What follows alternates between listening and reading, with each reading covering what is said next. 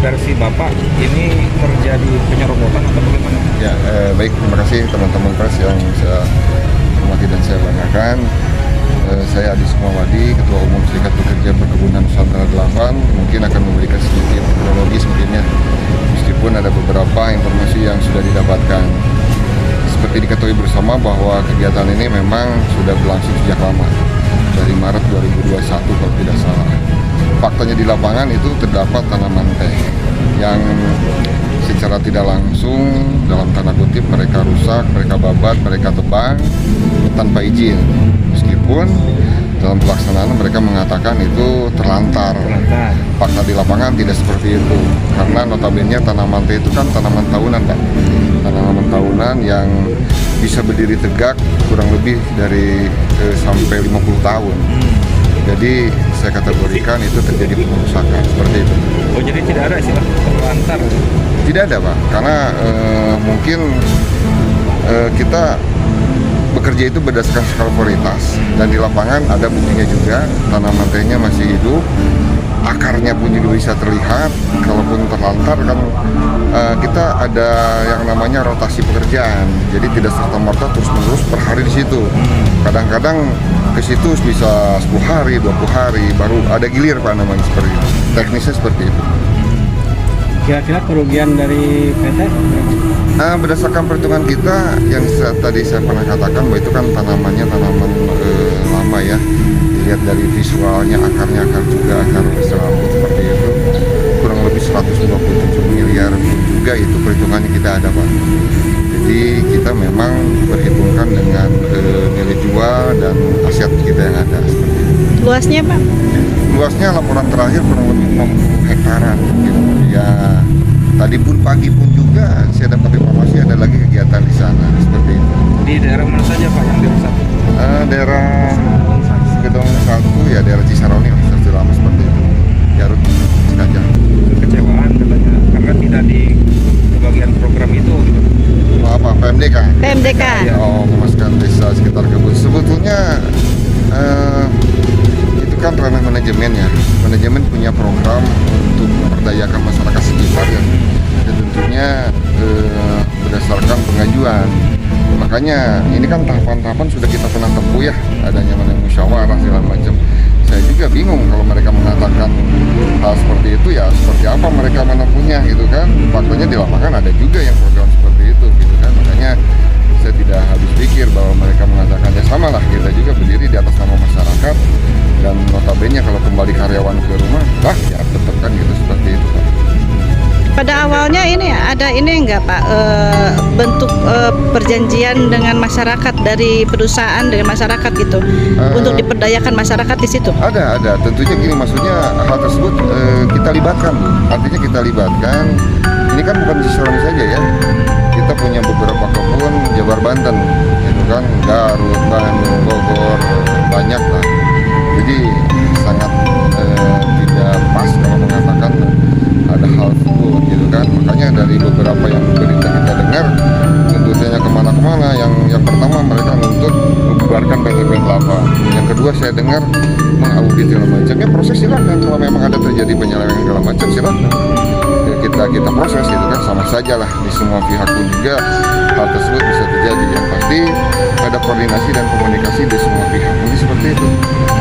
PMDK tadi, Pak, katanya juga di program itu katanya juga membabat tanaman teh kan? Enggak, notabene kan gini, Pak. Dulu itu kan secara sedikit kronologisnya itu kan dari area-area yang diokupasi ya. Jadi kita rangkul mereka supaya mereka itu mengakui bahwa itu tanah kita, gitu kan, tanah PTPN Nusantara 8. Jadi dasarnya kita itu sedikitnya untuk memperdayakan. Tidak seperti itu, Pak, sebetulnya. Adalah lebih jelasnya ada dari bagian terkait seperti itu, karena saya sendiri kan di sini sebagai serikat pekerja hanya mewakili dari karyawan ya, yang notabene mereka juga ada pekerjaan di sana, hanya menyampaikan mengikuti proses yang terjadi. Jauh-jauh datang dari Bandung ya, kita mengikuti karena memang prosesnya ini sudah jauh lama. Jadi PMDK itu boleh membudidayakan selain teh gitu. Pada faktanya di lapangan ada beberapa membudidayakan semacam kayak kearifan lokal, macam tanaman kentang, sayuran gitu kan, semacam tanaman semucim lah. Karena kita ini dengan tanaman kayu-kayuan atau teh kembali seperti itu. Di nananya yang tadi notabene sudah rusak. Ya, sudah rusak. Ini tidak seperti membabat tanaman yang ada, Pak. Itu mungkin, ya itu tadi saya garis besarnya coba kita sampaikan bahwa adanya masih lemahnya koordinasi komunikasi mungkin kepada pihak-pihak tertentu, ke desa atau ke masyarakat, sehingga karena di lain pihak itu berjalan dengan baik dan benar. Pengadilan berarti kita ini final tidak ada keperluan. Makanya gini, sedikit saya konfirmasi, ini kan proses sudah lama ya. Kalau saya tidak pernah tidak mengikuti secara utuh lah. Karena saya laporan dari ketua unit ke ketua umum, makanya pada waktu bulan apa ya saya melakukan aksi itu kan mendukung pengadilannya. Karena itu sudah matang gitu kan. Sudah matang karena turunannya ada di unit. Saya kan di pusat gitu kan, di Bandung. Sudah sejauh mana? Karena udah beberapa kali kita melakukan mediasi beres besok dibawa lagi. Mediasi beres besok ditebang lagi. Sampai ada videonya juga di kita beberapa karyawan politik kita yang menjerit, histeris, begitu dia mau panen tanamannya udah nggak ada, udah dibabat segala macam seperti itu. Menindaklanjuti kemarin Pak hasil dari audiensi yang dilakukan oleh petani ya. Kemarin. Kita intinya gini, apapun bentuk itu kan kita hormati ya proses mereka dan itu sah dan dilindungi oleh undang-undang ya. Melakukan audiensi tentunya kita juga berharap tidak satu pihak ya, anggota dewan atau seperti apa ya, tentunya kita juga menunggu responnya seperti apa. Paling tidak kita akan bisa memberikan juga kejelasan. Satu sisi mereka masyarakat, kita punya hak pilih, mereka punya hak pilih. Jadi semuanya sama. Kita punya 3 kebun, punya hak pilih yang sama. Dewan-dewan yang sekarang sih juga punya hak pilih juga dari kita. Ya tentunya kalaupun ada kita mau berembuk di satu tempat, mau fasilitasi, ya saya dengar ada beberapa statement dari beberapa anggota DPR yang sedikit memojokkan perkebunan. Ya kalaupun kita bedah, berapa sih pendapatan yang pernah kita sampaikan kepada daerah, kepada nasional, itu harus juga diperhitungkan. Mungkin seperti itu. Belum melihat juga isi dari audiensinya seperti apa hasilnya.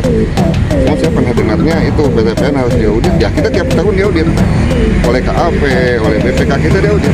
Kita salah ya kita akui proses gitu kan. Kita audit, ada audit internal, audit eksternal. Kebetulan saya mantan auditor juga. Saya lama 12 tahun di auditor. Satu lagi Pak, Ya. HGU ini berapa tahun lagi nih? HGU Ini udah diproses Mas. Kebetulan yang ini udah diproses.